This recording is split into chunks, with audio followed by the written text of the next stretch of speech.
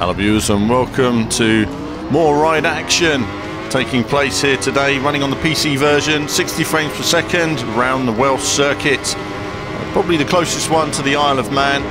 I'm racing here on the Yamaha R1. This is stock Yamaha R1 with traction control set to medium,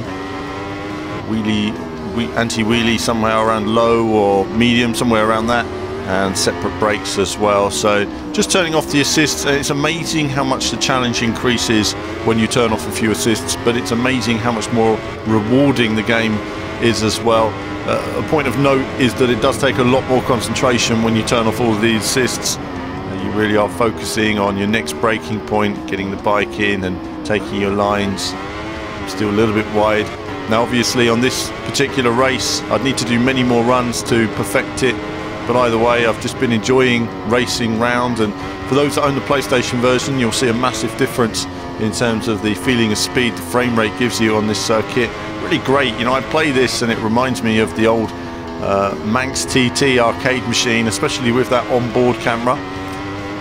Pointing out that I'm running in a slightly lower resolution on this video, so the visuals won't be quite as crisp as they would be normally.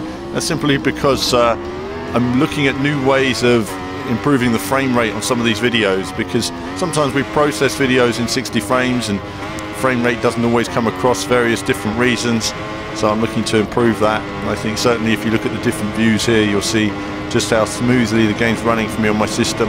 I'm playing in windowed mode at the moment. I haven't tried full screen again recently, but I'm aware that the development team are working on a patch, and of course there have been numerous issues, mainly the saving glitch on the PlayStation 4 version, which is causing some hassle at the moment, and hopefully a patch will be out to fix that shortly. But storming along here, incredible feeling of speed, really is great to see onboard camera there. I was watching a video yesterday of Guy Martin racing around the Isle of Man.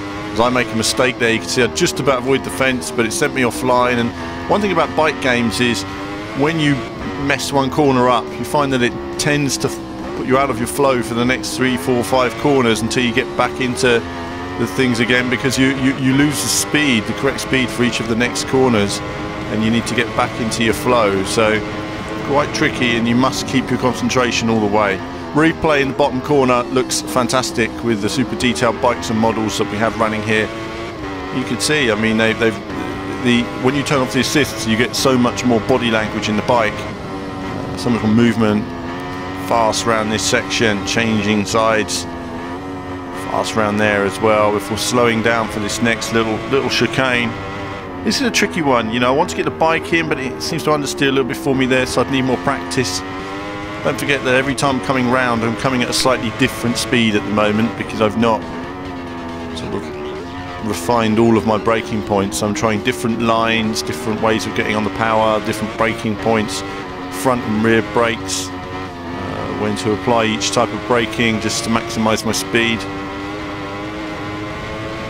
And then you have this flat section here where we come up to a fast chicane.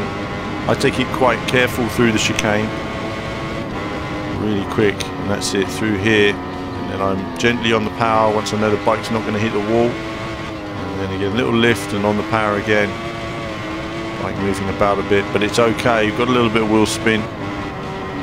Now I'm using traction control medium on this simply because the real bikes use a bit of traction control. I mean, you can turn it all off and have the bike spinning around everywhere, but it just, the only difference, it wouldn't make a whole heap of difference to my riding. It would just slow down my lap time because I simply wouldn't be able to get on the power. Whereas at least with a bit of traction control you get a bit of wheel spin here, so you'll see it coming out in the replay. You still get that little wobble of wheel spin. You know, if you spin your wheels up too quick, the traction control is not going to save you.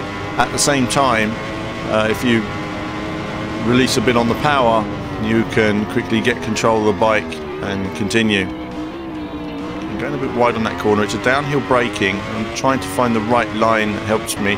Here I just use a touch of front brake and just throw the bike in, and then just hope it sticks as I progressively get on the power. And again, the same again here, it's uphill. The bike slows more quickly, but there's always more speed to find. Just know the bike's going to be thrown out wide. Slightly understeering here, making a mistake, but managing to keep it together. And that was a very enjoyable ride around all the laps that we've seen then. playing different bikes, going through the different modes. We've got different circuits coming on here as well. It's one of those games that, you know, I look at it and I think, you know, if the console version ran as smoothly as this, I mean, people probably have a different perspective on it, but also little bugs, little tweaks, little bits of polish could have transformed Ride into being from good fun to being something that was great.